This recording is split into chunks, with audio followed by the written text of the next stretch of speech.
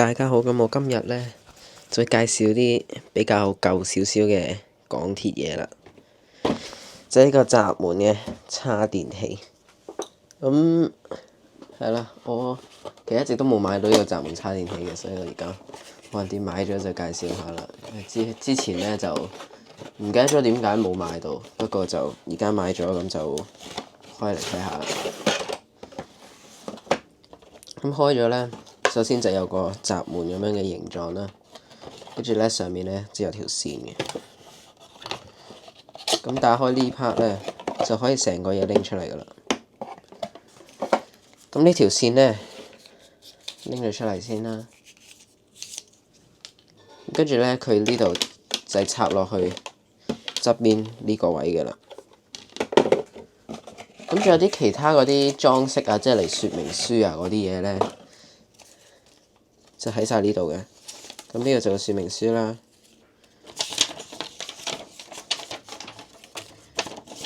咁跟住呢度呢，就係嗰塊白板啦。佢呢塊就係俾你寫嘢落去噶啦。你首先搣咗層膠片先，跟住呢，就插埋落去呢度呢 part。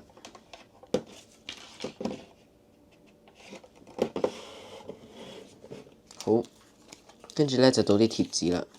咁佢呢度就寫咗啦，第一、第二，跟住呢度就啲貼紙全部就有晒編號噶啦。咁第一就係黐喺呢個位嘅，佢話。咁我哋就好快黐晒貼紙先。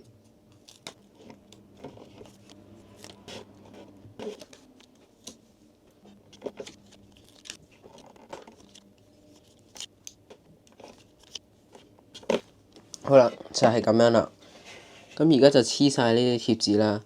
咁首先呢，左邊呢度呢，就係一個屯馬線嘅路線啦，跟住仲有呢啲關外座嗰啲貼紙。咁呢度就有啲嗰啲佢叫你唔好小心空隙啊，唔係小心空隙。呢個係叫你唔好擺隻手喺車門上面啊，跟住企喺黃線後邊等候啊咁樣嗰啲啦。呢度就係嗰個車卡啦，同埋靜音車廂，第一卡靜音車廂嚟嘅屯馬線，同埋呢度就往屯門方向嗰張貼紙啦。咁點樣用嘅呢？首先呢，就要插咗線先嘅，嗱條線喺度。咁佢呢邊呢，就係一個 Type C 頭嚟噶啦，跟住就插落去呢度。跟住第二邊呢，就插落去下邊一個插頭度，咁都得嘅。咁開咗電呢，就應該見到呢度有綠燈噶啦。咁個電話啦，就擺喺度。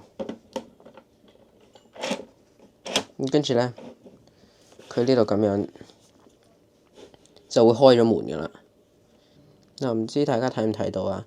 不過呢，你擺咗落去之後呢，佢就係叉緊電噶啦。咁佢呢個嘢係點 work 嘅呢？就係你電話有個重量啦，咁佢就係撳咗落去呢度，跟住佢個門呢就會打開噶啦。咁佢呢度呢，你掹咗嚿呢個嘅話呢，佢就唔會有電噶，因為佢係儲唔到電。所以呢個就係其中一個問題啦。仲有第二個問題就係呢，我塞咗電話落去啦度，跟住呢，佢而家係叉緊嘅。不過呢，如果有少少喐動咁樣啦，咁佢就已經叉唔到，所以佢個接觸其實係有少少問題嘅，所以就要睇下點樣可以整到再好啲啦。呢個如果叉住電用嘅話都得嘅，不過就有呢嚿嘢喺度阻住啦。咁而家就當我喺度做緊啲嘢啦。咁跟住呢，我係一路叉住電嘅，呢度仲叉緊嘅。咁跟住我就一路做嘢啦。咁佢其實係有呢兩嚿嘢喺度阻住嘅，所以就麻煩咗少少啦。咁呢個就最好唔好一路叉一路用，因為就係有啲麻煩啦。咁其實呢個如果就咁擺個呢個嘢喺度咁樣，佢成嚿就係咁樣噶啦。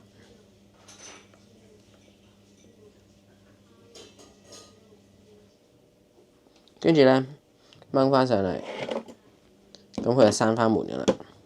跟住呢個白板就可以寫嘢。嗱，咁佢其實係每張貼紙都俾多咗一張嚟嘅。咁呢張就係士啤嚟嘅，所以就唔需要用嘅。咁呢個就係呢個閘門叉電器啦。